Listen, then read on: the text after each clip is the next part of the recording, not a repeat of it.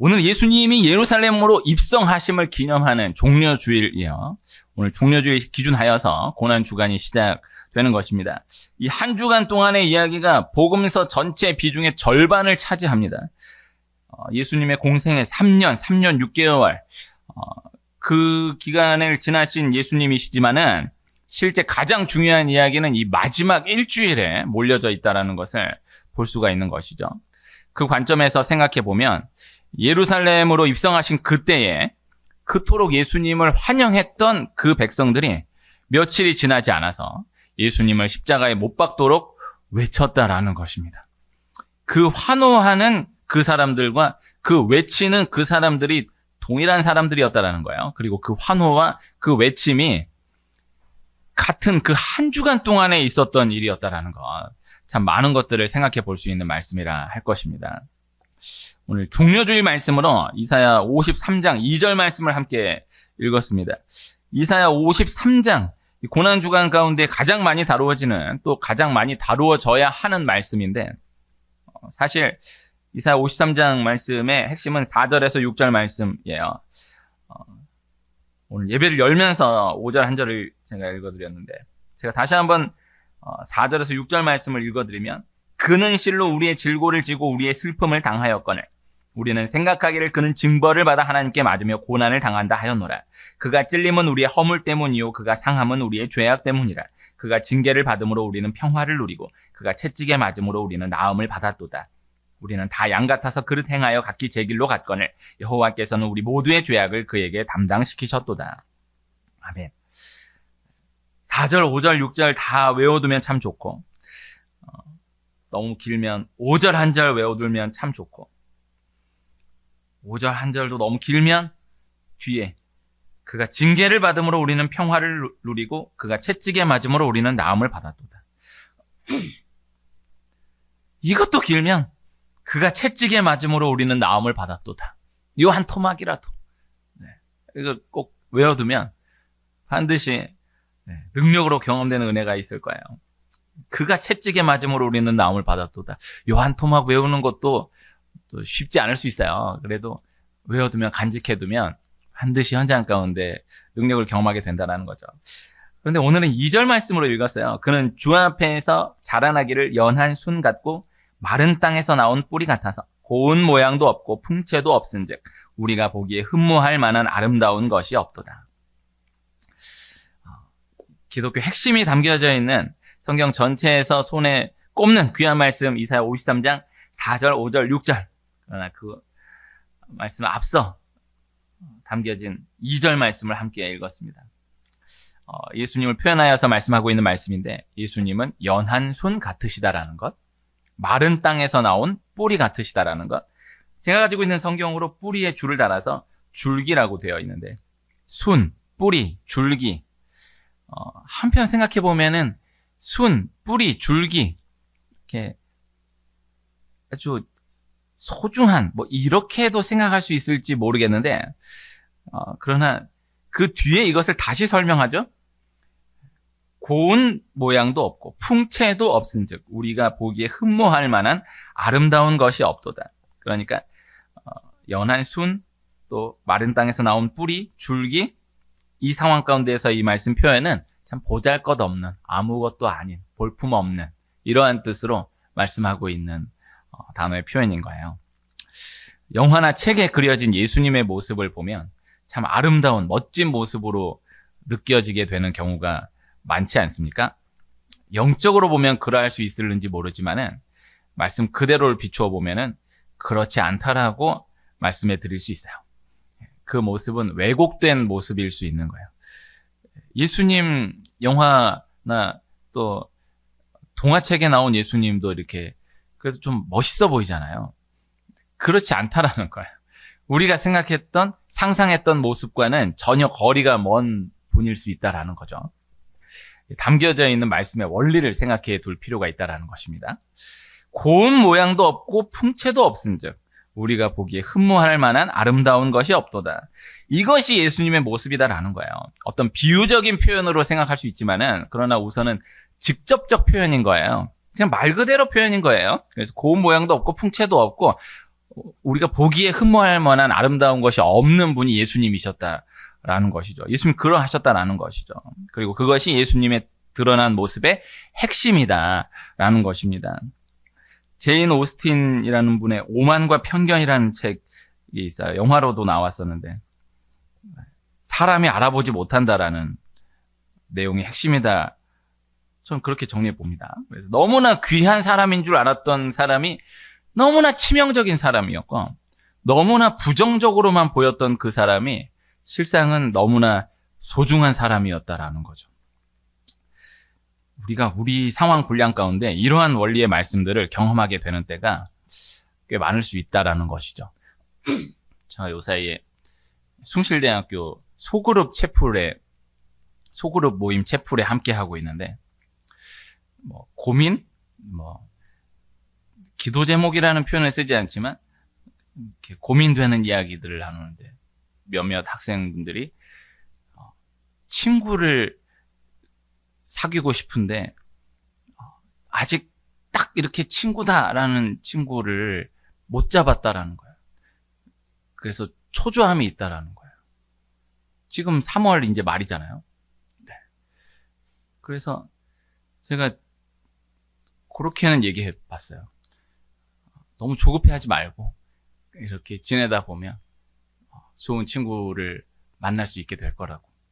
근데 이제 확실한 거는 꼭 저의 경험이 아니더라도 그 대학에 딱 들어가서 3월, 4월 달에 만난 친구가 그대로 지속되는 경우가 잘 없습니다.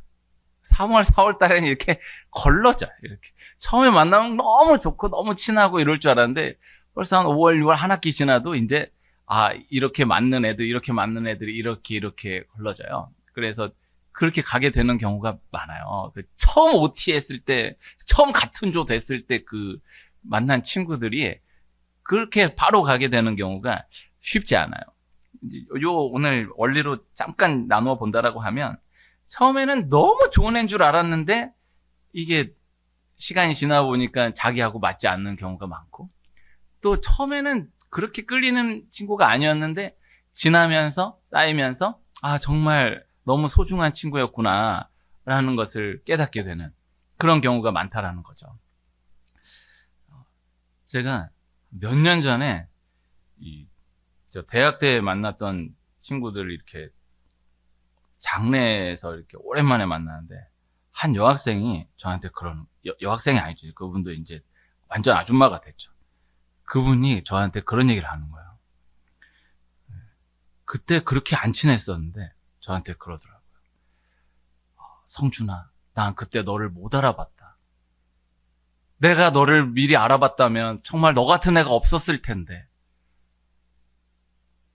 그런 얘기를 했어요. 이게 기분이 좋기도 하고 안 좋기도 하고. 그때는 너무 아닌 애라고 봤다라는 거야. 근데 이제 자기가 인생을 살아보니 너 같은 애가 정말 괜찮은 애였다라는 것을 깨달았다라는 거야. 네. 괜히 나눴나? 이게 좀 그런 생각을 해봤다라는 거죠. 그래서 그럴 수 있어요. 우리의 상황 가운데. 그래서 이거 딱 보기에는 분명한데 그러나 이제 그렇지 않은 경우가 많은 거예요. 알아보지 못하는 경우가 많은 거예요. 보이는 것과 실상이 전혀 다른. 그래서 예수님을 생각하면, 교회를 생각하면, 영적인 것을 생각하면 그러할 수 있다라는 것입니다. 오늘 말씀에 연한 순, 마른 땅에서 나온 뿌리, 줄기, 연한 순이라는 단어는 요네크라는 단어이고요. 뿌리, 줄기로도 번역되는 이 단어는 셰레쉬라는 단어예요. 그리고 두 가지만 더 소개해드리면은 지난 주일 새벽에 오늘 새벽에도 잠시 나누었었는데 예레미야 33장 15절에 공의로운 가지, 이 가지라는 단어는 체마흐라는 단어. 그리고 가장 유명한 말씀은 이사야 11장 1절에 한 싹이라는 단어가 호테르라는 단어. 요네크, 셰레쉬, 체마흐, 호테르.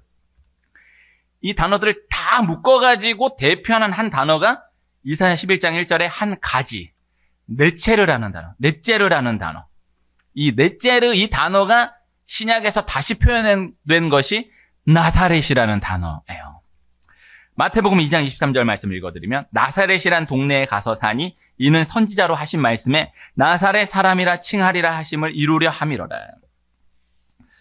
예수님이 나사렛에서 자라나시고 후에 나사렛 사람으로 칭함받게 될 것이다 라는 말씀이에요. 그런데 이 나사렛, 이것이 다 이 요네크, 셰레쉬, 체마흐, 호테르 이 단어들 다 묶은 네체르라는 단어에서 인용된 말씀이다라는 거죠.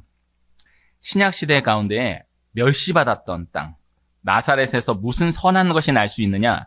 예수님의 제자로 부름받았던 나다나엘의 말처럼 선한 것이 없다라고 했던 곳 나사렛. 예수님이 이 나사렛 사람으로 칭함받게 되었다라는 거예요. 예수님 베들레헴에서 태어나셨고요. 애굽에 피하셨었고요. 그리고 공생애는 또 다른 곳을 기준으로 해서 많이 돌아다니셨어요. 그런데 결국에는 나사렛 사람으로 칭함받게 되시고 지금도 나사렛 예수 그리스도로 일컬어지고 있다라는 것이죠. 예수님의 때에도 다윗의 자손 나사렛 예수, 예수님을 표현하는 많은 표현들이 있었지만 다윗의 자손 나사렛 예수라는 이 표현은 예수님을 메시아로 고백하는 표현이었던 것입니다. 사도시대 때에도 이 나사렛 예수 그리스도의 이름으로 안진뱅이가 일어나고 나사렛 예수 그리스도의 이름으로 귀신이 떠나가고 나사렛 예수 그리스도의 이름으로 권능과 기사와 표적이 일어나게 되었던 것을 볼 수가 있는 거예요. 우리 한 분 한 분 각각의 상황 가운데 기도할 때 나사렛 예수 그리스도의 이름을 사용하여 기도하는 이 기도가 늘어가시기를 축복합니다. 나사렛이라는 이름, 가장 약한 것을 말씀하는 이름, 그러나 또 한편 그러하기 때문에 선택, 구별로서의 의미가 분명했던 이름이에요. 예수님을 생각할 때에, 교회를 생각할 때, 영적인 것을 생각할 때에 이 모순된 개념의 핵심이다라는 것을 기억해야 한다는 것. 이것이 오늘 말씀입니다. 마태복음 20장 28절 말씀에 인자가 온 것은 섬김을 받으려 함이 아니라 도리어 섬기려 하고 자기 목숨을 많은 사람의 대속물로 주려 함이니라. 예수님은 섬기러 오신 예수님이시다. 우리를 구원하시기 위하여서 자기 목숨을 대속물로 주기 위해 오신 예수님이시다라는 거예요. 이 말씀을 마태복음 말씀으로 읽어서 오늘 조금 더 초점을 두어서 나누고자 하는 것은 예수님은 왕으로 오신 예수님이신데 마태복음은 왕으로 오신 예수님을 말씀하는 것인데요. 왕으로 오신 예수님, 왕이신 예수님이신데 그러나 이 땅 가운데에서는 섬기러 오신 예수님이시다라는 것. 너무나 무력하게 자기 목숨을 대속물로 주시기 위해서 죽으러 오신 예수님이시다라는 것을 말씀한다라는 것입니다. 빌라도가 예수님을 십자가에 못 박도록 한 이후에 예수님의 십자가 명패에 나사렛 예수 유대인의 왕이라 기록하도록 하였어요. 빌라도가 예수님과 대화하는 장면을 주목하여서 묵상해 보면 빌라도가 예수님과 대화하면서 참 알 수 없는 무언가로 미동하는 것이, 마음이 흔들려지게 되는 것이 묵상돼요. 그러나 그럼에도 빌라도가 결국 예수님을 왕으로 알아본 것은 아닌 거예요. 왕으로 인정했던 것은 아닌 거예요. 그러나 예수님 십자가의 명패에 나사렛 예수 유대인의 왕으로 쓰도록 했다라는 것이죠. 이 패에 쓰여진 이름이 후대에 계속해서 기록되어서 남게 되었다라는 것입니다. 나사렛 예수 유대인의 왕. 나사렛 예수 유대인의 왕, 이 한 단어 한 단어가 절대 참 조합될 수 없는 이름의 명패인데 하나님의 섭리인 거예요. 또 이 자체로 말씀하는 하나님의 뜻이 있다라는 것입니다. 종려 주일날 예수님을 그토록 환호했던 그 백성들이 며칠이 지나지 않아서 예수님을 십자가에 못 박도록 한 것은 그들이 기대했던, 그들이 보기 원했던 왕의 모습이 아니었기 때문인 거예요. 그러나 예수님의 그 모습이 또 그러한 예수님의 모습에 실망하여서 예수님을 십자가에 못 박은 그들의 그 행동이 예수님의 왕되심을 실제적으로 증거해주는 말씀이 되었다라는 것입니다. 이것이 기독교고 기독교의 핵심이 된다라는 것입니다. 우리가 주일을 지키는 것은 부활로 인하여서 주일을 지키는 거예요. 안식 후 첫날 새벽 부활하신 예수님. 그래서 그것을 기준하여서 부활절을 기념하여 주일을 지키는 거예요. 그래서 매 주일을 부활절을 기념하여서 1년 52주 주일을 지키는 거예요. 그런데 그의 한 주 앞서서 종려주일, 이 주일에 예수님이 예루살렘에 입성하셨고 이 백성들이 예수님을 왕이라 칭하며 환호하며 맞아들였다라는 거죠. 이게 참 신기한 하나님의 섭리입니다. 주일이라는 개념이 없던 그때에 이 종려주일, 그러니까 후에 결국 부활하신 그날을 기준으로 해서 일주일 전, 그때 그 종려주일에, 그땐 종려주일이 아니죠. 그날인데 예수님을 왕으로 환호하면서 맞아들이는 거예요. 못 알아봐서 그러는 거예요. 자기네들이 생각한 것으로는 못 알아봐서 예수님 왕이시다 하면서 맞이해 드린 거예요. 그런데 못 알아봐가지고 예수님을 왕이시라 하며 환호하고 맞아들인 것인데, 그런데 예수님이 왕이시다라는 거죠. 그리고 이 종려주일이 지금까지 남아서 왕이신 예수님을 기억하는 주일로 남게 되었다라는 것이죠. 이것이 참 중요한 것입니다. 유대인들이 지금까지 예수님을 메시아로 인정하지 않는 이유는 예수님이 나무에 달려 죽으신 분이시다라는 거예요. 자신들이 예수님을 나무에 달려 죽도록 한 것임에도 예수님이 나무에 달려 죽으신 그것으로 인해서 예수님을 메시아로 받아들이지 못하는 거예요. 나무에 달린 자는 저주를 받은 자이다 라는 거예요. 나무에 달려 죽었다. 이거 참 큰 중요한 의미가 담겨져 있습니다. 요새 새벽에 에스더 말씀 진행하고 있는데, 하만이 모르드게를 나무에 달아서 죽이려 하였는데 그 만들어 놓은 그 나무에 자기가 달려서 죽어요. 이 중요한 뜻이에요. 다윗의 아들 압살롬이 아버지를 반역하여서 왕이 되는데 결국 후에 나무의 머리카락이 달려서 죽어요. 그래서 이스라엘 백성들이 압살롬이 그냥 괜히 객기 부려가지고 왕이 된 게 아니에요. 공식적으로 압살롬은 왕으로 기록되지 못하지만 그때 그 상황 가운데에서는 압살롬은 왕이었어요. 새 왕 이야기라는 책이 있어요. 사울, 다윗, 압살롬이에요. 사울하고 다윗은 이스라엘 1대 왕, 2대 왕. 그럼 압살롬은 왕이 아닌데? 그러나 그 상황 가운데에서는 압살롬 분명히 왕이었어요.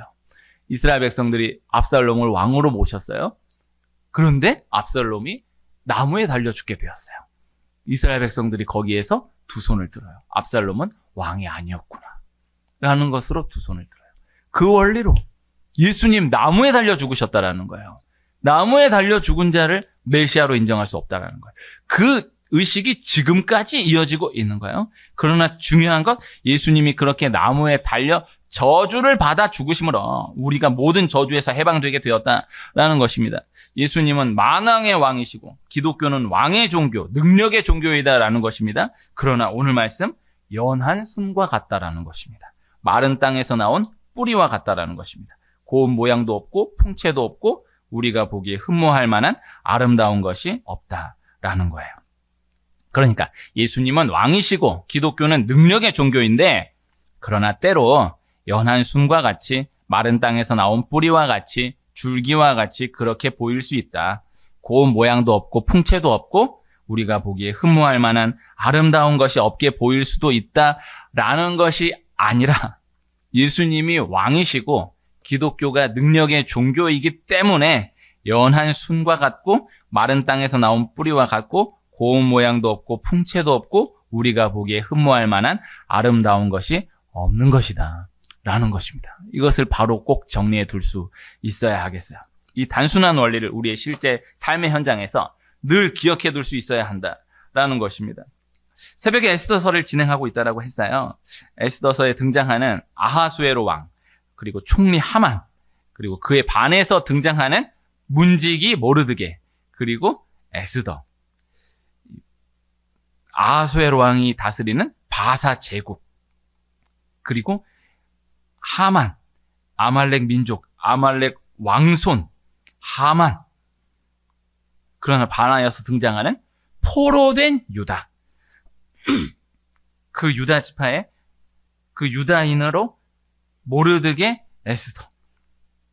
모르드게 에스더는 유다인이라고 하지만은 또 지파로 들어가면 베냐민 지파. 유다인도 이 포로된 유다인인데 거기에 끼워져 들어간 베냐민 지파의 모르드게와 에스더. 그러니까 그 연한 순과 같은 그 유다, 모르드게, 에스더를 통하여서 그 제국 전체 역사 제도를 하나님이 바꾸어 진행해 가시는 것을 볼 수 있다는 것. 이것이 에스더서의 핵심입니다. 전체 이야기를 또 묵상해 보면 다 기도를 통해서 진행해 가시는 것을 볼 수 있어요. 에스더서의 적용적 핵심은 기도예요. 에스더서가 너무너무 귀한 말씀이에요. 하나님이라는 단어가 10장 전체 분량 가운데 단 한 번도 등장하지 않아요. 그런데 정말 에스더서를 묵상하면 하나님을 혹 안 믿는다 할지라도 이것은 그래 유대인의 하나님이 아닌지는 모르겠지만 보이지 않는 누군가의 손길로 인함이다라는 것을 부정할 수가 없구나 라는 것을 고백하게 되는 책이다라는 거죠. 그리고 진행되는 이야기들을 보면 이것은 이렇게 했기 때문에 이렇게 되는 것이다, 이렇게 했기 때문에 이렇게 되는 것이다 라고 이야기하기가 어려운, 굳이 이유를 든다라고 하면 정말 우연의 일치다, 우연의 일치다라고밖에 이야기할 수 없는, 그러나 성경 말씀을 그냥 받아들이면 묵상하면 이것은 정말 기도로 인함이다, 기도 때문이다, 그렇게 이야기해버리면, 받아들여버리면 편해, 딱 풀려져. 근데 그걸 고집 부리잖아요. 네, 기도로 인함이다라고 인정하기가 싫으니까, 하나님의 역사다라고 인정하기가 싫으니까. 그런데 그러려고 보면은 정말 기가 막힌 우연과 우연이 겹쳐져서 일어나줘야 돼. 그래서 우연과 우연이 겹쳐져서 일어났다고 고집을 부리는 거예요. 그러나 안으로 들어가면 그래도 아무리 고집을 부려도 이거는 기어이 내가 하나님을 인정하지 않겠다, 기어이 기도의 능력을 인정하지 않겠다 하더라도 정말 이거는 우연이 아니다라고 인정할 수밖에 없는 그러한 이야기의 연속인 것을 묵상해 볼 수 있어요. 중요한 거예요. 그 너무나 연약한 그 대제국, 그 아수에로 왕, 총리 하만, 감히 범접할 수 없는 그 대상을 상대로 너무나 미약한 유다인, 모르드게, 성전 문지기, 너무 작은 소녀 에스더, 그들을 통하여서 인도해 가시는 하나님의 역사하심. 그들의 무엇을 통하여서? 안 그래도 연약한데 그들의 기도를 통하여서 이것을 받아들일 수 있어야 한다는 거죠. 예수님이 제자들을 통해서 자신이 누구인가를 고백받기 위해 빌립보 가이사랴 지방으로 함께 올라가세요. 빌립보 가이사랴 지방은 예수님 공생애 가운데 자주 왕래하시던 곳이 아니었어요. 그러나 일부러 그곳으로 올라가셨던 이유는 그 황제의 도시, 그 문화 가운데 가장 화려하고 찬란했던 그곳에서 주는 그리스도시요 살아계신 하나님의 아들이시니이다, 이 고백을 받으시기 원하셨기 때문이었던 거예요. 예수님의 십자가는 가장 잔인한 사형 형틀, 그러나 그 십자가에 피 흘려 죽으심으로 우리 모든 죄를 사하시고 구원해 주셨다라는 것입니다. 민수기 21장에 이스라엘 백성들이 광야에서 원망 불평으로 인하여 불뱀에 물려 죽임을 당하게 되는 이야기가 나와요. 모세가 그들을 위해 하나님께 기도하는 거예요. 하나님이 그들이 살아날 수 있는 길을 제시하시는데 놋뱀을 장대에 달아 높이 들라. 그리고 그 장대에 높이 들린 놋뱀을 쳐다보는 자는 살게 하시겠다라는 거예요. 모세가 그대로 움직이고 실제 그 놋뱀을 쳐다보는 사람은 살게 되었다라는 것이죠. 참 납득이 되지 않는 방법의 이야기, 그러나 이것이 십자가이다, 이것이 십자가 구원의 말씀이다 라는 것입니다. 가장 연약한, 가장 초라한 그것으로 우리를 구원하신다라는 것, 가장 연약한, 가장 초라한 그것이 우리를 구원해낸다라는 것입니다. 아이가 자라나면서 친구가 좋고 세상이 커 보이기 시작해요. 부모님 사랑이 작게 보이고 하나님이 나를 사랑하신다라는 것이 작게 보이기 시작하게 되는 거예요. 우리가 문제가 생기면, 어려움이 생기면 세상 학문이 커 보이고 세상 의학이 커 보이게 될 수 있는 거예요. 상담가, 전문가의 이야기가 커 보이고 말씀과 기도, 영적인 것은 너무나 작게 보일 수 있다는 거죠. 그러나 그렇지 않다라는 것입니다. 이것을 실제로 믿고 나아가는 우리가 될 수 있기를 소원합니다.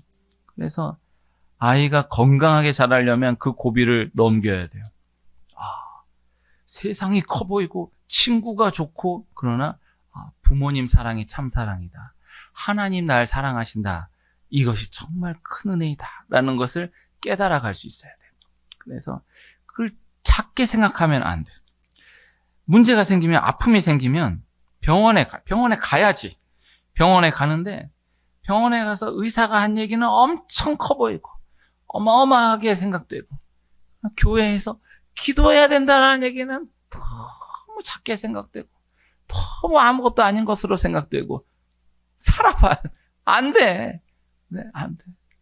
안 되는 거예요. 그래서 상담하면 전문가, 정말 유명한 분 전문가가 상담한다 해가지고 얘기해줬다. 그러면 그 처방은 어마어마하게 크게 보이고, 교회 와서 기도하는 거, 예배 드리는 거는 너무 작게 보이고, 그렇지 않아요. 이 교회 한번 다녀가는 것, 기도 한번, 말씀 한번, 예배 한 번을 심고 다녀가는 것, 너무나 연약한 초라한 아무것도 아닌 것으로 보일 수 있다라는 거예요. 죄인된 우리 인간의 눈으로는 그 본질을 알아볼 수 있는 능력이 없다라는 것입니다. 그러나 그 하나가, 영적인 움직임 한 번 한 번이 우리를 지켜가는 것이다. 이것을 실제로 믿고 전진해 나아가는 우리가 될 수 있기를 소원합니다. 예수님 왕으로 오셨습니다. 왕으로 오신 예수님이에요. 누가 왕인지 무엇이 왕인지 우리 삶의 현장 가운데 죄인된 우리는 분별해낼 수 있는 눈이 없다라는 것, 내가 내 눈으로 분별하려 하면은 안 돼요. 보이는 것을 기준하여서 분별해내려고 하지 말고 주신 말씀에 근거하여서 그대로 받아들이며 나아가는 우리가 될 수 있기를 소원합니다. 그래서 오늘 말씀이 우리가 보기에 흠모할 만한 아름다운 것이 없도다. 그러니까 흠모할 만한 아름다운 것을 찾을 수 있는 눈이 있는 사람이 없어. 다 죄인이에요. 다 고운 모양도 없고 풍채도 없고 보기에는 흠모할 만한 아름다운 것이 없도록 보일 수밖에 없다라는 거죠. 그러나 말씀을 받아들이고 믿고 나아가는 거예요. 그래, 보기에는 고운 모양도 없고 풍채도 없고 흠모할 만한 아름다운 것이 없어 보이지만, 그러나 이것이 생명의 길이다, 여기에 능력이 있다라는 것을 믿고 나아갈 때 반드시 그 능력의 실체를 경험하게 된다라는 말씀을 전달해 드려요. 그래서 보기에는 고운 모양도 없고 풍채도 없고 흠모할 만한 것이 없지만, 이것이 말씀에 기준했을 때 분명하다라고 한다면 그저 믿고 받아들이며 붙들고 나아갈 때 실상이 드러나게 된다라는 것입니다. 예수님이 왕이시다. 예수님께 능력이 있다. 교회에, 예배에 능력이 있다. 영적인 것, 영적인 하나하나에 실제 능력이 있다. 단순한 믿음으로 소중한 것을 실제적으로 붙들고 나아가며 귀한 복을 누려받고 지켜나가는 은혜가 있기를 축복합니다.